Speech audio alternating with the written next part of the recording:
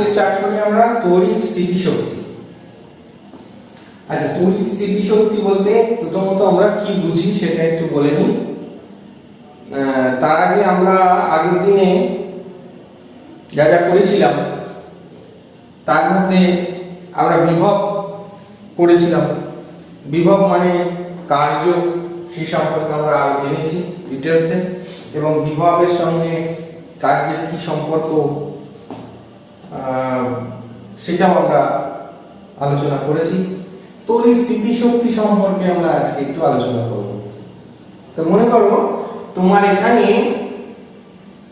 এই জায়গায় কোনো একটা আধানকে আমি নিয়ে আসবো, কোনো একটা আধানকে আমি এই জায়গায় নিয়ে আসবো। আমি এটা আগেও আলোচনা করেছি, তবু একবার বলে দিই। একটা আধানকে আমি এই জায়গায় নিয়ে আসবো। তো যখন আমরা কোনো আধানকে একটা এই জায়গায় নিয়ে আসবো অসীম দূরত্ব থেকে, এখানে বসাবো, ধরো Q1, এই আধানটাকে এখানে বসাবো। তা আধানটাকে এখানে বসাতে আমাকে কত কৃতকার্য করতে হবে? উত্তর হবে যে যেহেতু আগে থেকে এখানে কোনো আধান ছিল না, তাই এই আধানটাকে এখানে নিয়ে আসতে কোনো কৃতকার্য করতে হবে না। এটা আগেও আমরা আগের ক্লাসেও আমরা আলোচনা করেছি ব্যাপারটা নিয়ে। যেহেতু এখানে আমি আধানটা নিয়ে এলাম, এবার তাই প্রথমে যে আধানটাকে আমি অসীম দূরত্ব থেকে এখানে আনলাম, সেই আধানটাকে এখানে নিয়ে আসতে কোনো কৃতকার্য করতে হলো না। তাহলে Q1 আধানটা এখানে বসে রইল। যেহেতু Q1 আধানটা এখানে বসে রইল, তার চারিদিকে একটা তড়িৎ ক্ষেত্র তৈরি হয়ে গেল। যে তড়িৎ ক্ষেত্রটা তৈরি হয়ে গেল তার চারিদিকে, এবার আমি কি করব? এবার আমি আরেকটা আধানকে নিয়ে এসে এখানে বসাবো। এখানে কোথায় বসাচ্ছি তার উপর ডিপেন্ড করছে। দেখো, আমি যেখানে বসাই না কেন, আমি এখানে বসাতে পারি, এখানে বসাতে পারি, এখানে বসাতে পারি, যেখানে খুশি বসাতে পারি।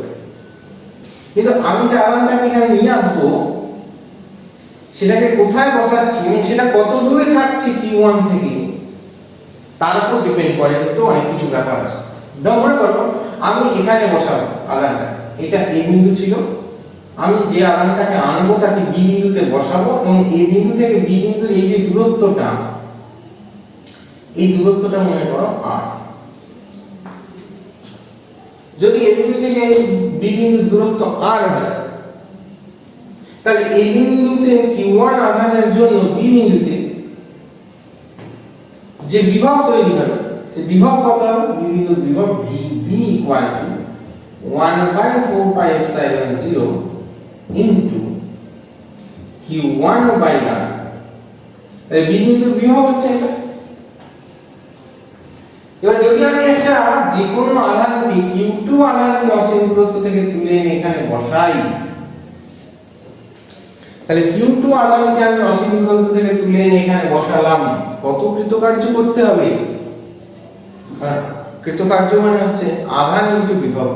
তাহলে আধান ইনটু বিভব যদি হয়, এর আধান হচ্ছে Q2 আর বিভব হচ্ছে VB, তাহলে কৃতকার্য সমান W = Q2 into VB, that is 1/4πε0 into Q1 Q2/R।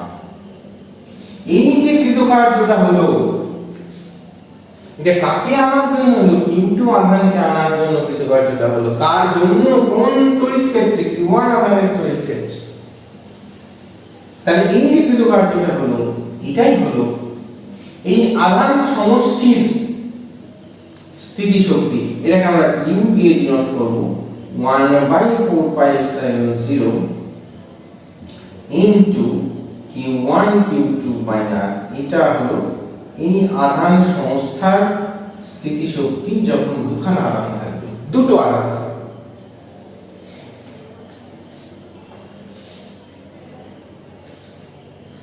এবার যদি মনে করো দুটো আধান নয়, এখানে Q2 আধানকে নিয়ে এসেছি, আবার একটা আধানকে তুলে এনে এখানে বসাবো, আবার একটা আধানকে তুলে এনে এখানে বসাবো, তাহলে স্থিতিশক্তিটা কিভাবে চেঞ্জ হবে সেটা আমরা এবারে দেখব।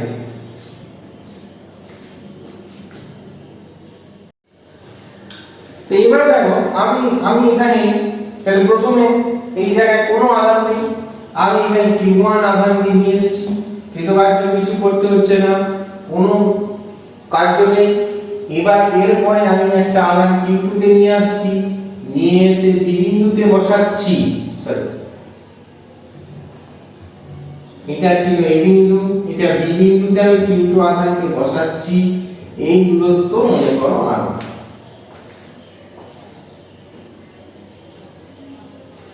তাই যেহেতু আমি R1 দূরত্বে এখানে বসাচ্ছি, তাহলে এই Q2 আধানকে আনার জন্য আমার কি কৃতকার্য, তাহলে আমি এখানে লিখি Q2 আধানকে আনার জন্য কৃতকার্য W1 equal to 1/4 pi epsilon 0 into Q1 Q2 by R1। আমি আগে যেরকম করেছিলাম সেই নিয়মেই আমি এখানে কৃতকার্যের মানটা নিলাম। নেক্সট চলে এসো, আমি আরেকটা আধানকে নিয়ে আসবো, এখানে C বিন্দুতে বসাবো, আরেকটা আধানকে নিয়ে এসে বসাবো। সেই আধানটার মান হচ্ছে Q3, তাকে আমরা বসাবো। যখন Q3 আধানটাকে এখানে বসাচ্ছি, Q3 আধানটাকে যখন এখানে বসাচ্ছি, তখন আমাকে কয়েকটা জিনিস একটু মাথায় রাখতে হবে। যখন আমি Q2 আধানটাকে এনেছিলাম আগে, তখন এখানে শুধুমাত্র একটাই আধান ছিল। যখন আমি Q3 আধানটাকে এখানে আনছি, তখন এখানে দুখানা আধান অবস্থিত আছে। তাহলে দুখানা আধান যেহেতু অবস্থিত আছে, তাহলে আমাকে এই দুটো দূরত্ব অবশ্যই জানতে হবে। মনে করো এই দূরত্বটা আমার হচ্ছে R2, এই দূরত্বটা আমার হচ্ছে R3। তা আমি R2 R3 দূরত্বটা জেনে গেছি, তাহলে Q3 আধানকে যে নিয়ে এলাম, তার জন্য কৃতকার্য যেটা হবে সেটা এই আধানের জন্য একটা বিভব, এই আধানের জন্য একটা বিভব। তাহলে Q3 আধানকে আনার জন্য কৃতকার্য W2 equal to 1/4 pi epsilon 0 into Q1 এর জন্য Q1 Q3 by R2 plus ওর জন্য 1/4 pi epsilon 0 Q2 Q3 by R3। তাহলে আমি যে Q2 আধানকে প্রথমে এনেছিলাম, তারপরে Q3 আধানকে আনলাম, তাহলে আমার এখানে অ্যাট প্রেজেন্ট কটা আধান রয়েছে? তিনটে আধান রয়েছে, Q1 Q2 Q3। তাহলে Q1 Q2 Q3 আধান সমষ্টির মোট স্থিতিশক্তি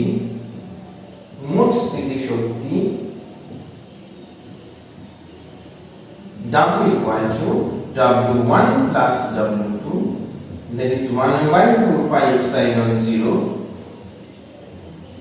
into, এখানে এটা আছে কমন নিয়েছি আমি, Q1 Q2 by R1 plus Q1 Q3 by R2 plus Q2 Q3 by R3। এই হলো আমার মোট স্থিতিশক্তি। ক্লিয়ার?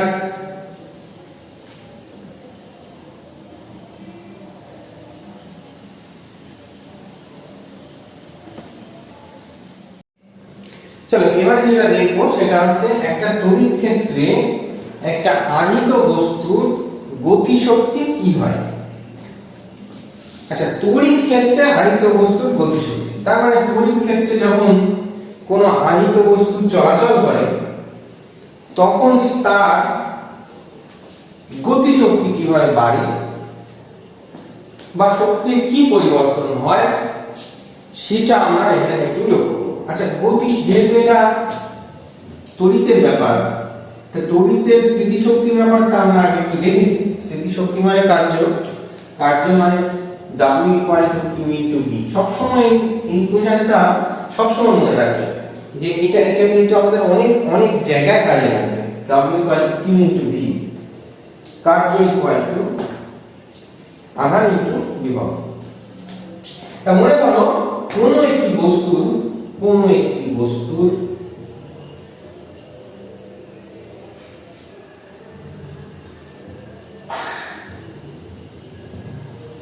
ভর হচ্ছে m এবং সেটা আহিত বস্তু, আধান হচ্ছে তাকে q। তাহলে সেই আহিত বস্তুটা একটা বিন্দু থেকে অন্য বিন্দুতে যাচ্ছে, এই বিন্দু থেকে বি বিন্দুতে যাচ্ছে আহিত বস্তু। আচ্ছা আহিত বস্তু যাবে কেন এই বিন্দু থেকে বি বিন্দুতে? নিশ্চয়ই কিছু বলের প্রভাবে যাচ্ছে। তাহলে কি বলের প্রভাবে? প্রাবল্যের প্রভাবে যাচ্ছে। কারণ এই বিন্দু থেকে এই বিন্দুতে প্রাবল্য আছে, প্রাবল্য তাকে ঠেলে দিচ্ছে, প্রাবল্যের জন্য বস্তুটা এখান থেকে এদিকে এগিয়ে যাচ্ছে। তা বস্তুটা যে এগিয়ে যাচ্ছে, কোনো বস্তুর ওপর যদি বল প্রযুক্ত হয়, নিউটন এখানে একটু মেকানিক্স আছে এখানে বল প্রযুক্ত হওয়া মানে P = m × a। আমি ঠিক ফার্স্ট ক্লাস থেকে বলে আসছি যে এটা এমন একটা ইকুয়েশন যে সব জায়গাতেই এই ইকুয়েশনটা আমাদের তাড়া করে দেয়, সব জায়গায়। তা P = m × a, এটা দেখে আমি এটা বোঝাতে চাইছি যে তাহলে এখানে যেহেতু বল কাজ করে, যেহেতু প্রাবল্য একটা বল, তাতে যেটা আমি এখানে আহিত বস্তু রেখেছি সেটা যেহেতু প্রাবল্যের অভিমুখে গতিশীল, তাই বল ক্রিয়াশীল হলে কোনো বস্তুতে ত্বরণ উৎপন্ন হয়, আর ত্বরণ উৎপন্ন হওয়া মানে তার গতিবেগ বাড়বে। তাহলে এখানে যে বস্তুটা এখানে স্থির অবস্থা থেকে শুরু করেছে তার গতিবেগ আস্তে আস্তে বেড়ে সে যখন এই পয়েন্টে এলো তখন তার গতিবেগ বেড়ে হলো v মনে করো। তাই এই বিন্দুতে যখন বস্তুটা ছিল তখন তার গতিবেগ ছিল 0, আহিত বস্তু অবশ্যই সাধারণ বস্তু নয়, কিন্তু এখানে তার আধান আছে q। তাহলে সে এখান থেকে যখন ছিল, এখান থেকে স্টার্ট করেছে তখন তার গতিবেগ ছিল 0 এবং এখান থেকে যখন সে চলে এলো বিন্দুতে তখন তার গতিবেগ হলো v। তার গতিবেগ বাড়লো, যেহেতু তার গতিবেগ বৃদ্ধি পেয়ে হলো v, তাহলে তার গতিশক্তি বৃদ্ধি পেল তো নিশ্চয়ই। তাহলে আমি বলতে পারি তার গতিশক্তি বৃদ্ধি হলো ½mv²। তাহলে তার গতিশক্তি বৃদ্ধি হলো ½ mv²। কারণ শক্তির সংরক্ষণ যে নীতিটা আছে সেই নীতি অনুযায়ী জানি যদি একটা শক্তি বাড়ে তাহলে অপরটা শক্তিটা কমবে। তাহলে গতিশক্তি বাড়া মানে এখানে স্থিতিশক্তি হ্রাস হবে নিশ্চয়ই। আর এখানে স্থিতিশক্তি আমি হিসেব করব কি করে? যেহেতু এটা আহিত বস্তুর ব্যাপার, তাই এখানে আধানের স্থিতিশক্তির ব্যাপার এখানে একটা কাজ করবে। তা আধানের স্থিতিশক্তি মানে তার স্থিতিশক্তি হ্রাস পাওয়া, যেহেতু গতিশক্তি বৃদ্ধি পাচ্ছে তাই তার স্থিতিশক্তি হ্রাস পাবে। তাহলে স্থিতিশক্তিটা আমি হিসেব করব কি করে না, q × v। ভিটা কি? ভিটা হচ্ছে ক্যাপিটাল ভি। এখানে এটা হচ্ছে বিভব পার্থক্য কার কার মধ্যে? a আর b বিন্দুর মধ্যে। তাহলে আমাকে ধরে নিতে হবে a ও b বিন্দুর মধ্যে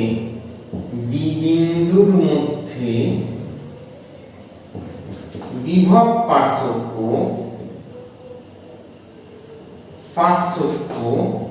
ক্যাপিটাল ভি হলে আহিত বস্তুর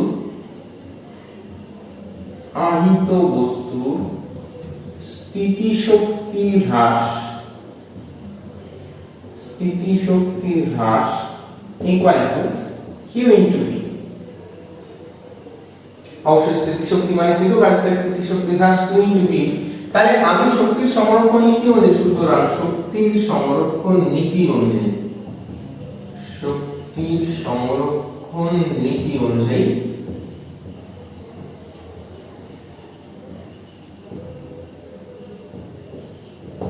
কি পাবো? আমি পাবো হচ্ছে ½ mv² b equal to q into capital। তাহলে small v equal to 2qv pi m total। এই রেজাল্টটা আমাদের অনেক অঙ্কই কাজে লাগে, রেজাল্টটা খুব ইম্পর্টেন্ট। একটু খেয়াল করে দেখবে, প্রত্যেকটা স্টেপ ভালো করে বুঝবে, প্রথমে গতিশক্তি বাড়লো, তারপর স্থিতিশক্তি হ্রাস পেলো, তারপর শক্তি সংরক্ষণ নীতি অনুযায়ী আমরা বসালাম, বসিয়ে আমরা স্থির করলাম। আর এখানে এই প্রসঙ্গে একটা জিনিস বলে রাখি, সেটা হচ্ছে একটা ইলেকট্রন জানি আমরা, একটা ইলেকট্রন তার আধান হচ্ছে 1 ইলেকট্রন মানে 1.6 × 10⁻⁻19 কুলম্ব একটা ইলেকট্রনের। তা একটা ইলেকট্রন যদি 1 ভোল্ট বিভব পার্থক্যের মধ্যে দিয়ে যায়,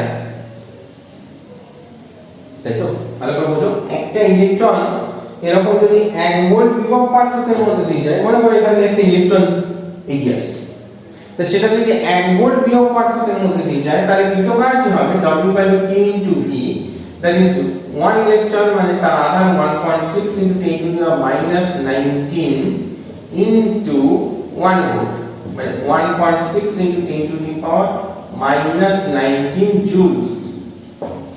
তার কৃতকার্য হবে 1.6 × 10⁻⁻19 জুল।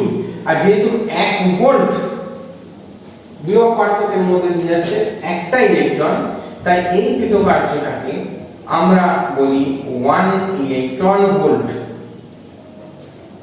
তাহলে মনে রাখবে, একটা ইলেকট্রন যদি 1 ভোল্ট বিভব পার্থক্যের মধ্যে দিয়ে যায়, তাহলে যে পরিমাণ কৃতকার্য হয় তাকে আমরা বলি 1 ইলেকট্রন ভোল্ট, এবং 1 electron volt equal to 1.6 × 10⁻⁻19 joules.